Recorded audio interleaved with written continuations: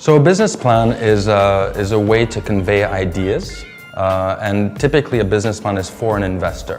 So in a startup world, you always need money in order to be able to grow, pay salaries, invest in tech.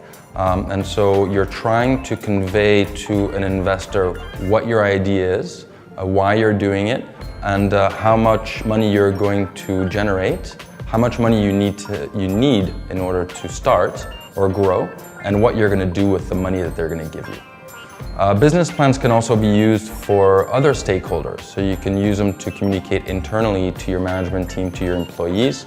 They can also be used to communicate to suppliers and customers, who often in business, more visibility is better. And then finally, I found it useful in the past to take a business plan route when a new idea of a product or service pops into my head. So I go through the motions to see whether it's a good idea or not. Right? When you have a new idea, there needs to be a why, right? Why do you want that idea? And why do you want that product? So you always start with the why.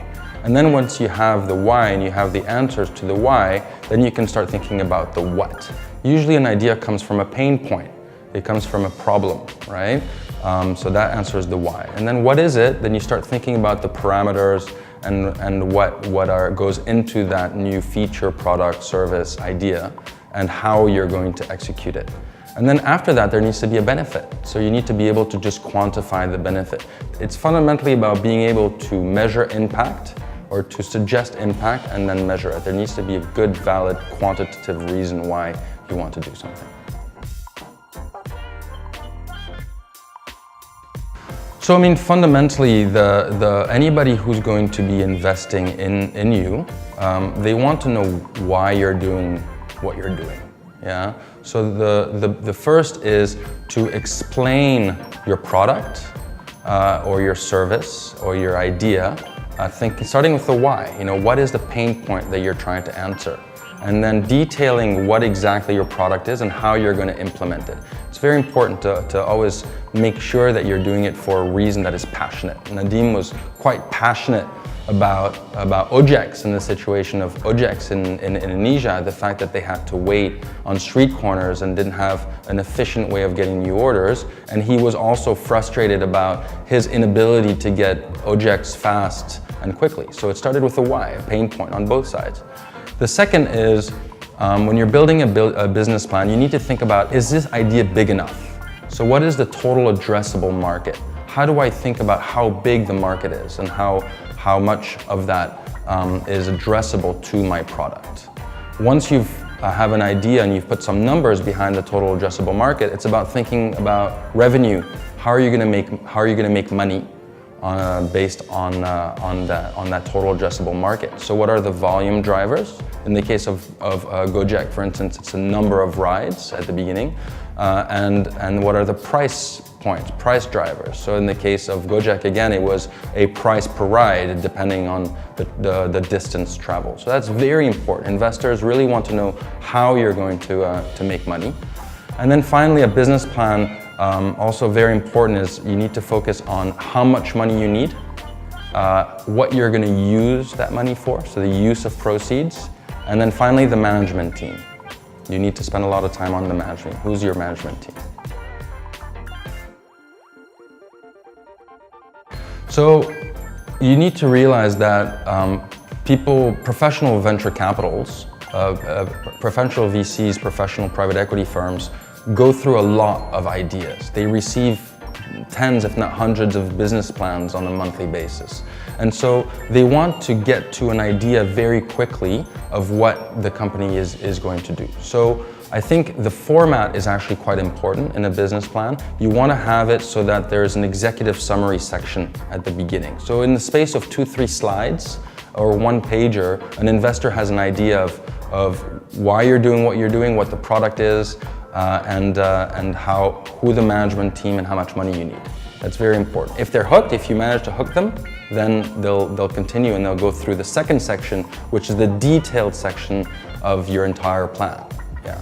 I think another key component of what makes a really good business plan is thinking through the numbers. It doesn't mean that the numbers are going to be correct, because a business plan is just a plan.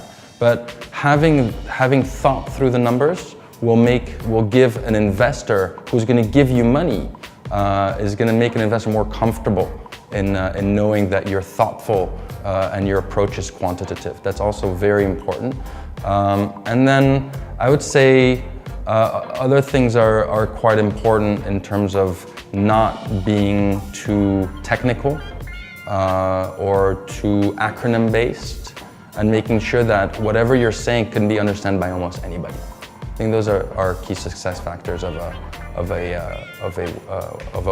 good business plan. I think if you're in tech, which is not everybody, startups are for everything, but if your startup is a tech startup, one key thing that is very important to investor is how is this scalable, right? Technology is about scalability, yeah? So a technical startup needs to be scalable.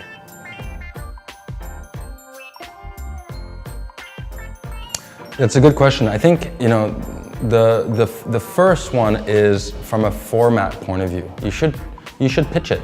In the investment world, basically, if the way that people think about it is if your grandmother doesn't understand it, then it's probably not simple enough. So pitch it to your friends, pitch it to your family, get feedback. Do they understand? Do they not understand? So that, if they understand it, the odds are that a venture capitalist will understand it. So that's an important one. I think other pitfalls are when there's not enough focus on the whole management team. There needs to be focus on something other than the founder.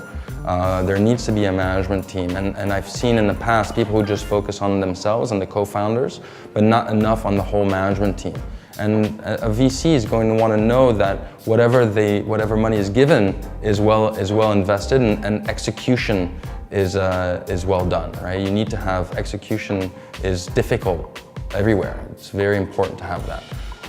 And then finally, I've seen some business plans that were just too technical, too full of acronyms, too industry specific. I think it goes back a little bit to the first term, but just keep it simple in terms of the way that you convey the message, and then it'll be a lot easier for investors to understand.